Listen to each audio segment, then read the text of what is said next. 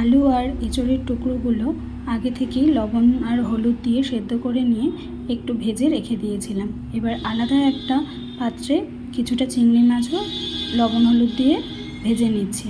এবার ওই কড়াইয়ের মধ্যেই দিয়ে দিচ্ছি পেঁয়াজ আর তেজপাতা ফোড়ন।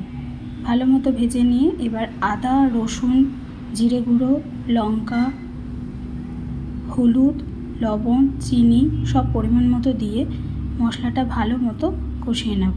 আর একটু গরম মশলা আর টমেটোও বাটা দিয়েছিলাম। ভালো মতো কষিয়ে নিচ্ছি। দেখো উপর থেকে তেল ছেড়ে এসছে, মানে ভালো মতো মশলাটা কষানো হয়ে গেছে। এবার আর কিছুই না, ভেজে রাখা এঁচোড় আর আলুটা দিয়ে দিচ্ছি, দিয়ে ভালোভাবে মিশিয়ে নিচ্ছি মশলার সাথে।